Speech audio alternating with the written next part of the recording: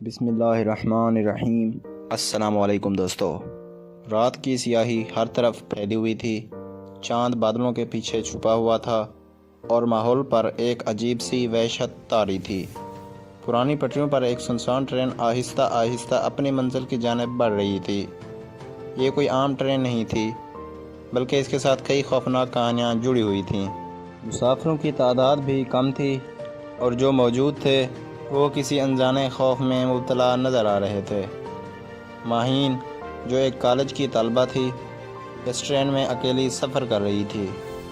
اس کے والدین اسے کراچی میں رہنے والی خالہ کے گھر بھیج رہے تھے۔ پہلے تو وہ جہاز سے جانے والی تھی، مگر اچانک کسی وجہ سے اس کی ٹکٹ کینسل ہو گئی اور مجبوراً اسے ٹرین میں سفر کرنا پڑا۔ اس کا ڈبہ تقریباً خالی تھا، صرف چند لوگ موجود تھے جن کے چہروں پر عجیب سی گھبراہٹ نمایاں تھی۔ ٹرین کے چلنے کی آواز اور باہر سائیں سائیں کرتی ہوا کے سوا ہر طرف سناٹا تھا۔ کچھ مسافر اونگ رہے تھے، کچھ کھڑکیوں سے باہر جھانک رہے تھے، مگر باہر بس اندھیرا ہی اندھیرا تھا۔ ماہین نے اپنی گھڑی دیکھی، رات کے 12 بج رہے تھے۔ اچانک ٹرین کے اندر کی روشنی مدھم ہونے لگی۔ جیسے ہی روشنی کم ہوئی، ایک ٹھنڈی سی لہر ماہین کے جسم میں دوڑ گئی۔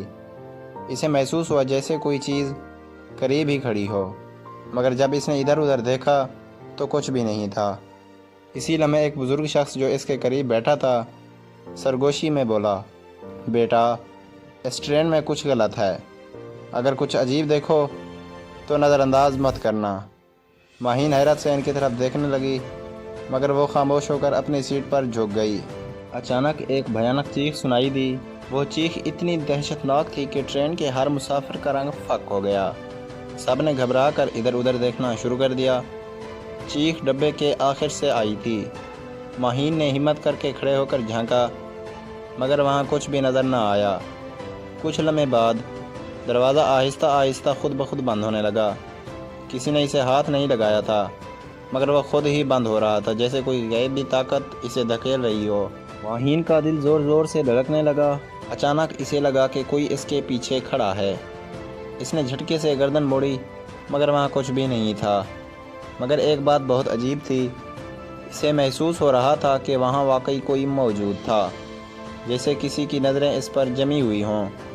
ٹرین اچانک جھٹکے کھانے لگی، جیسے کوئی زبردستی اسے روکنے کی کوشش کر رہا ہو۔ کھڑکی کے باہر اندھیرے میں کچھ سائے حرکت کر رہے تھے۔ وہ سائے انسانی نہیں لگ رہے تھے، بلکہ کچھ اور ہی تھے، لمبے، عجیب اور دھندلے۔ ان کے چہرے نظر نہیں آ رہے تھے، مگر ایسا محسوس ہو رہا تھا کہ وہ ٹرین میں داخل ہونے کی کوشش کر رہے ہیں۔ ماہین کے ساتھ بیٹھے بزرگ نے لرزتی آواز میں کہا، یہ وہی بدروہیں ہیں جو سالوں سے اس ٹرین کے ساتھ بندھی ہوئی ہیں۔ کوئی بھی جو اس ٹرین میں سفر کرتا ہے وہ ان کا شکار بن سکتا ہے۔ ماہین نے جلدی سے اپنے بیگ میں قرآن مجید نکالا اور دل ہی دل میں آیات پڑھنے لگی۔ جیسے ہی اس نے پڑھنا شروع کیا، باہر موجود سائے پیچھے ہٹنے لگے، مگر اچانک ٹرین کی کھڑکیوں پر زوردار دھماکے ہونے لگے، جیسے کوئی باہر سے اندر گھسنے کی کوشش کر رہا ہو۔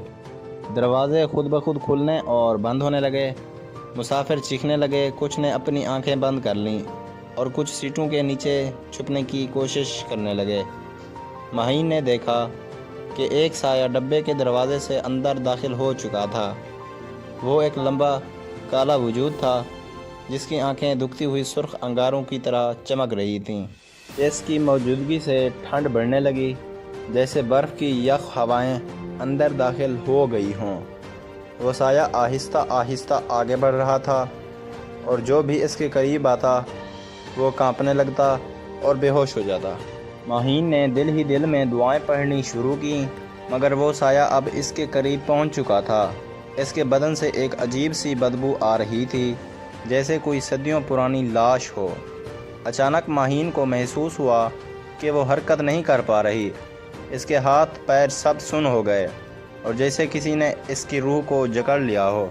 بزرگ نے جلدی سے پانی کی بوتل نکالی جس میں زمزم کا پانی تھا اور سائے پر چھڑک دیا۔ جیسے ہی پانی اس پر گرا وہ دھاڑتے ہوئے پیچھے ہٹ گیا۔ اس کی چیخیں اتنی خوفناک تھیں کہ ٹرین کے در و دیوار ہلنے لگے۔ ماہین کو اپنی سانسیں بحال ہوتی محسوس ہوئیں اور اس نے فوراً کھڑکی سے باہر دیکھا۔ باہر کا اندھیرا اب بھی گہرا تھا، مگر وہ بھیانک سے غائب ہو چکے تھے۔ ٹرین اچانک رک گئی۔ کسی کو کچھ سمجھ نہیں آ رہا تھا کہ ہوا کیا ہے۔ ڈرائیور کی طرف سے کوئی اطلاع نہیں آ رہی تھی۔ چند بہادر مسافروں نے اگلے ڈبے میں جا کر دیکھنے کی کوشش کی، مگر جب وہ وہاں پہنچے تو ان کی چیخیں نکل گئیں۔ ڈرائیور اپنی سیٹ پر بے ہوش پڑا تھا اور اس کا چہرہ سفید پڑ چکا تھا، جیسے کسی نے اس کی تمام توانائی چوس لی ہو۔ ٹرین کی بتیاں ایک بار پھر بجھ گئیں۔ ماہین نے جلدی سے موبائل کی فلیش لائٹ جلائی، مگر روشنی زیادہ دور تک نہیں جا رہی تھی، جیسے اندھیرا روشنی کو نگل رہا ہو۔ اچانک ایک زوردار آواز آئی اور ٹرین دوبارہ چلنے لگی۔ سب مسافر سہمے ہوئے تھے، کوئی کچھ بولنے کی ہمت نہیں کر رہا تھا۔ گھنٹوں بعد ٹرین کراچی پہنچ گئی۔ جیسے ہی وہ پلیٹ فارم پر رکی، تمام مسافر دیوانہ وار باہر نکلے۔ ماہین نے ایک آخری بار پیچھے مڑ کر دیکھا۔ ٹرین بالکل عام لگ رہی تھی، جیسے کچھ ہوا ہی نہ ہو، مگر جیسے ہی اس نے دروازے کے قریب ایک شیشے میں دیکھا، اسے اپنا عکس دھندلا نظر آیا، مگر وہ اکیلی نہیں تھی۔ اس کے پیچھے ایک سیاہ سایہ کھڑا مسکرا رہا تھا۔ مزید ایسی کہانیوں کے لیے میرے چینل کو لازمی لائک اور سبسکرائب کریں، اور ساتھ میں دیے گئے گھنٹی کے نشان کو دبانا نہ بھولیں۔ شکریہ دوستو۔